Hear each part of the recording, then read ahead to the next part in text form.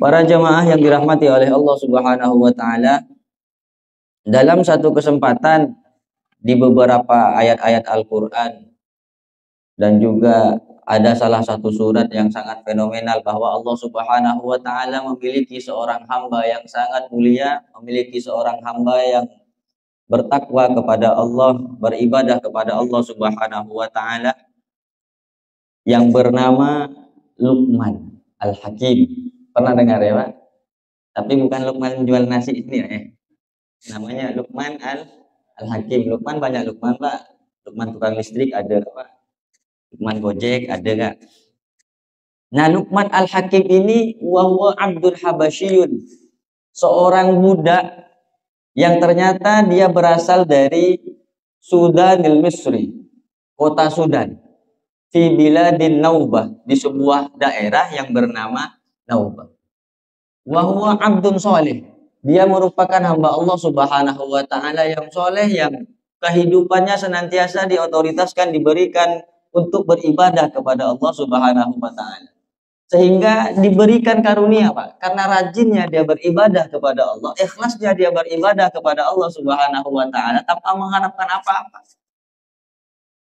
Wa alhamahullahu ta'ala, dan dia diilhamkan oleh Allah Subhanahu wa ta'ala ilmal hikmah, mendapatkan ilmu hikmah, sehingga ketika dia hidup hayatan fi zamani Daud, hidup di zamannya Nabi Daud, dan ketika beliau wafat diabadikan oleh Allah Subhanahu wa ta'ala di dalam Al-Quran. Ada sebuah surat namanya surat Luqman, sehingga kalau orang, Pak, hamil istrinya, hamil 4 bulan, biasanya dibacakan 5 surat setidak-tidaknya.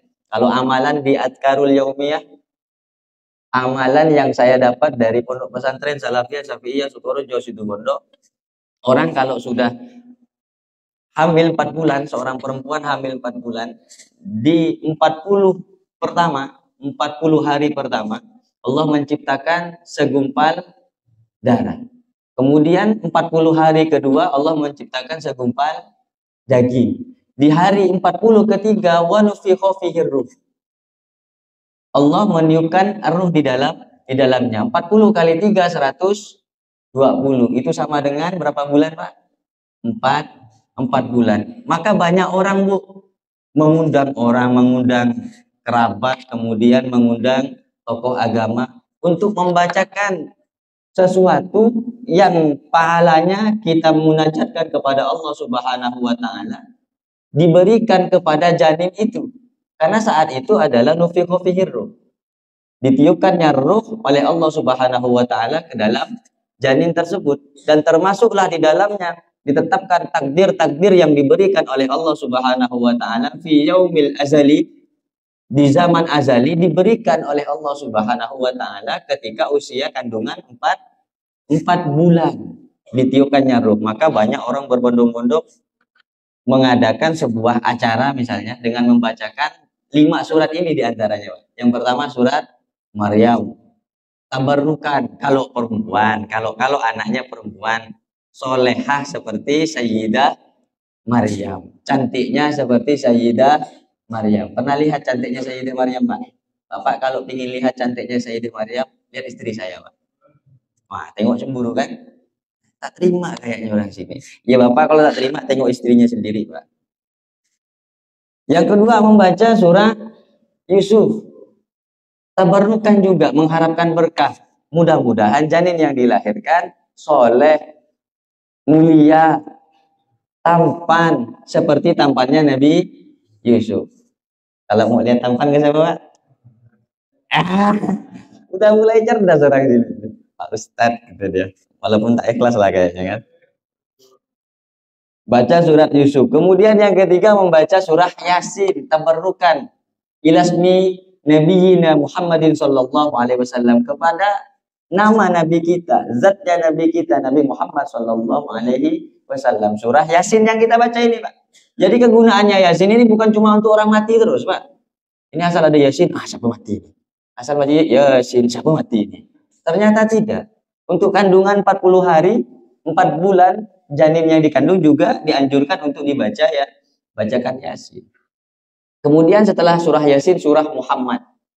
Dan yang terakhir surah Luqman. Kenapa masuk di dalamnya? Luqman adalah seorang hamba yang soleh, yang dedikasi kehidupannya diberikan untuk beribadah kepada Allah Subhanahu wa taala, sehingga Allah Subhanahu wa taala alhamahullahu ilaihi ilmal hikmah. Allah memberikan kepada Luqman Al-Hakim ilmu hikmah. Dari ilmu hikmah itulah kemudian beliau dikenal sebagai orang yang senantiasa punya kata-kata mutiara yang sangat indah untuk dijadikan bahan renungan dan nasihat-nasihat. Di dalam Al-Quran Allah Subhanahu wa taala berfirman, "Walaqad ataina Luqmanal hikmata anishkur lillah." Walaqad ataina, dan benar-benar ataina, memberi siapa kami al-hikmata, Luqmana, kepada Luqman. Anishkur lillah, memberikan siapa Allah Subhanahu wa taala Luqmana kepada Luqman, al-hikmata kepada ilmu hikmah, anishkur lillah, agar supaya bersyukur lillahi kepada Allah Subhanahu wa taala.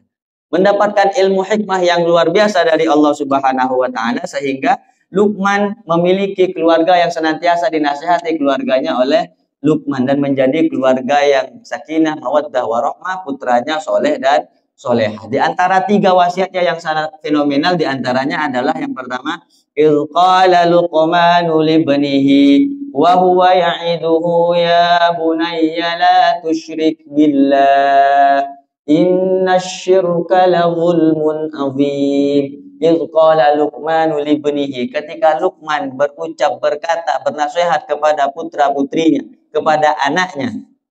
Wa huwa ya'iduhu, sementara Luqman saat itu ingin menasihatkan, memauidhahkan kepada anaknya. Apa katanya Luqman? Ya bunayya, wahai anakku, la tusyrik billah. Janganlah sekali-kali engkau berani menyekutukan Allah Subhanahu wa ta'ala. Inna syirka la zulmun azim, karena sesungguhnya syirik, menyekutukan Allah Subhanahu wa ta'ala, adalah kezaliman, kesesatan yang sangat besar, dosa yang sangat besar.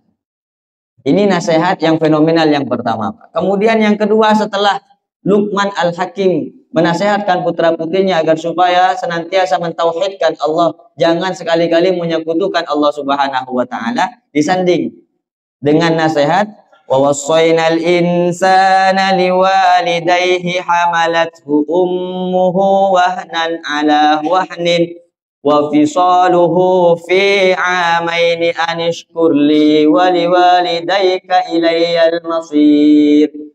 Wa wassaynal insana, dan berwasiat siapa kami? Al-insana, kepada manusia. Ini wasiatnya Luqman. Apa wasiatnya?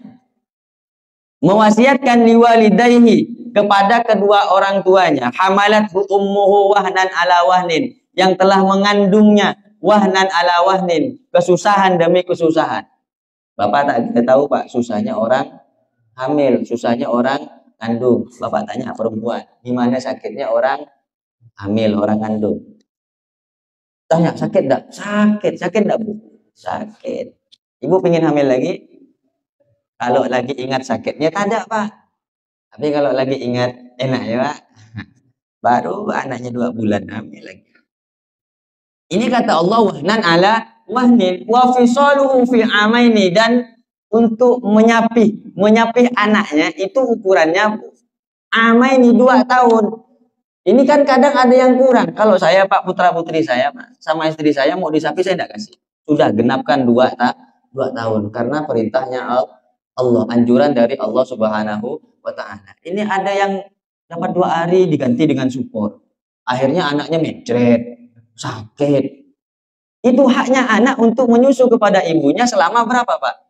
2 tahun. Bapaknya tak mau ngalah, merebut punya anaknya terus. Kasihan. Tak boleh Pak ya? Tak boleh. Kang Ujang masih kan? Enggak ya? Enggak, sudah. Wa fisaluhu fi amaini, 2 tahun. Kemudian apa nasihatnya? Wasiatnya, anishkurli wa liwalidayka ilayyal masir. Hendaknya kau bersyukur kepadaku, bersyukur kepada Allah Subhanahu wa ta'ala, wa liwalidayka, dan bersyukur kepada kedua orang tua. Ini kadang ada anak Pak, tidak pernah bersyukur kepada kedua orang tuanya, dia hanya bersyukur kepada Allah. Syukurnya kepada Allah, kalau dia belum bersyukur kepada kedua orang tuanya, Pak, kobong, boten diterima, boten ditompo. tidak diterima oleh Allah Subhanahu wa Ta'ala. Karena adanya anak ini, Pak, berkahnya orang tua, bukan langsung dari langit turun ceblek anak, tidak ada, melalui orang tua. Man lam yashkur lillah, man lam yashkur linnas, lam yashkur lillah. Tidak bersyukur kepada orang lain berarti tidak bersyukur kepada Allah. Tidak bersyukur kepada kedua orang tua berarti tidak bersyukur kepada Allah. Ini kadang ada anak, Pak, memang orang tuanya tidak punya apa-apa, miskin, melarat, anaknya sukses, ketika besar tidak pernah berterima kasih kepada kedua orang tuanya, merasa kesuksesannya diraih dengan dirinya sendiri. Ingat, di dalam kesuksesan kita ada keringat kedua orang tua, ada doa kedua orang tua, ada berkah dari kedua orang tua, sehingga keliru besar ketika kita tidak pernah bersyukur kepada kedua orang tua, tapi bersyukurnya langsung kepada Allah Subhanahu wa Ta'ala, maka tidak diterima. Dahulu ada cerita katanya, Bu. Nabi Yusuf, dari keturunan Nabi Yusuf ini adalah putranya Nabi Ishak. Ini golongan Nabi semua, Pak, min Bani Israel. Nabi Ishak putranya Nabi Yakub. Oh, terbalik. Nabi Ibrahim punya anak Nabi Ishak. Nabi Ishak punya anak Yakub. Yakub punya anak Yusuf. Berarti Yusuf bin Yakub, bukan Ustadz Yakub ya, Bu ya. Ada orangnya, Pak. Punya anak Yusuf dia. Oh, hampir jadi nabi kalau begitu. Jadi Nabi Yusuf bin Yakub bin Ishak bin Ibrahim. Tapi dari Nabi Yusuf ini, Bu, terhenti, tidak ada keturunan para nabi lagi. Kenapa? Ada suatu kisah dulunya katanya.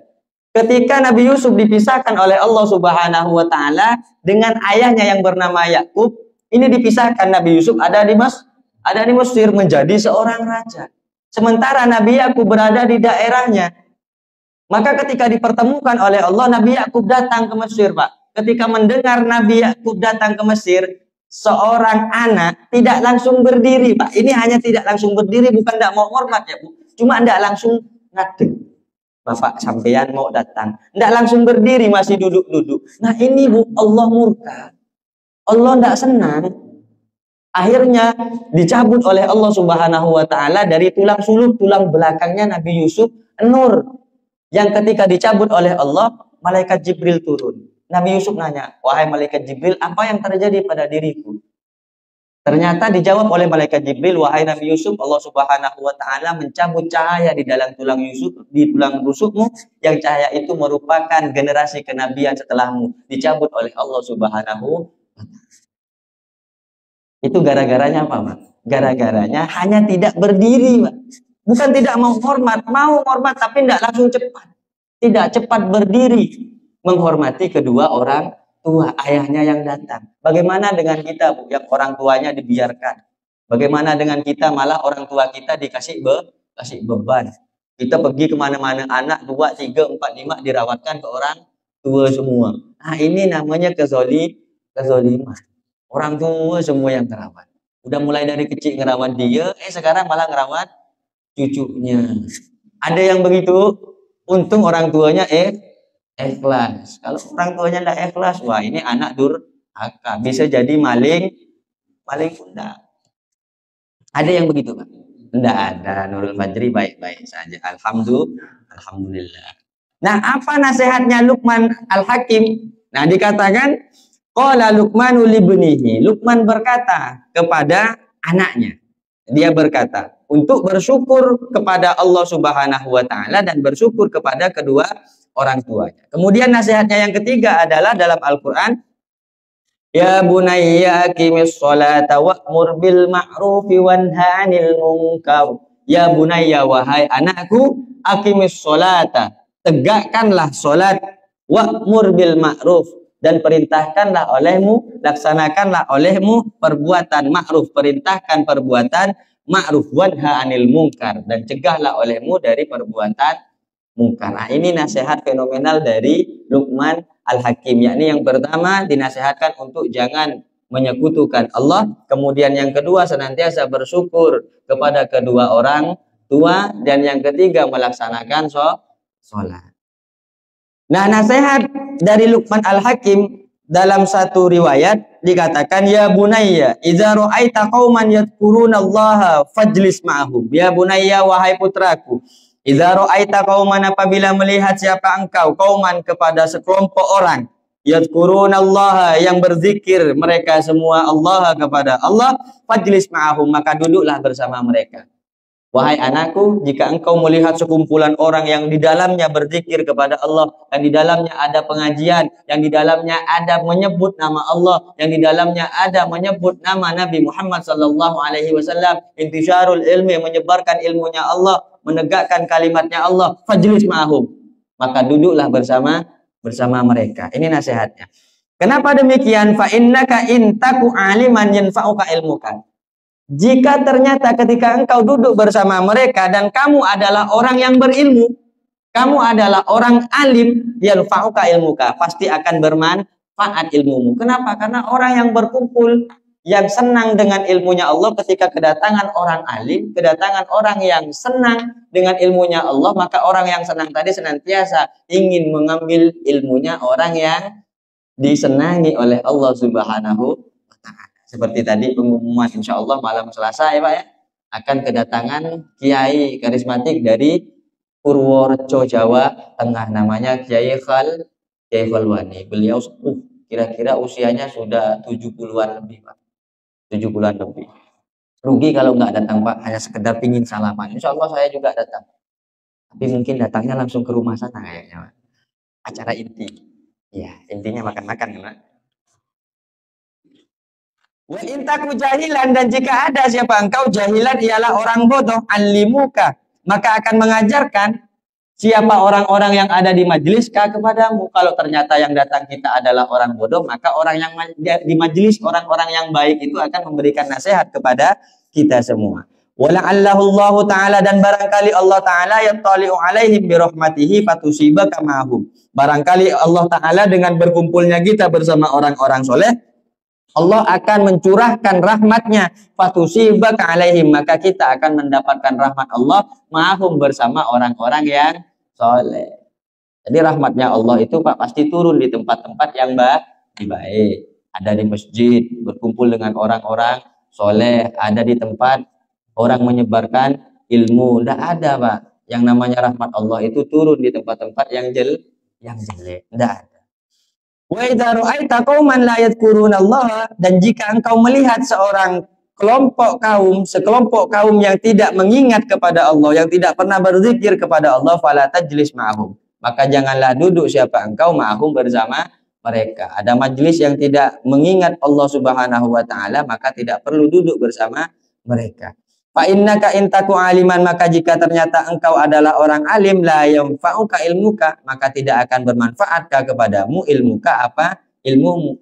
Ada orang yang ahli maksiat, ternyata kita orang-orang yang memiliki ilmu, kita kumpul di sana, takut-takutnya malah kita yang ikut bermaksiat, maka dilarang oleh Luqman Al-Hakim. Wa in taku jahilan yazidka ghayyan, dan jika ada siapa engkau jahilan adalah orang yang bodoh, yazidka, maka akan menambahkan kepadamu ghayyan.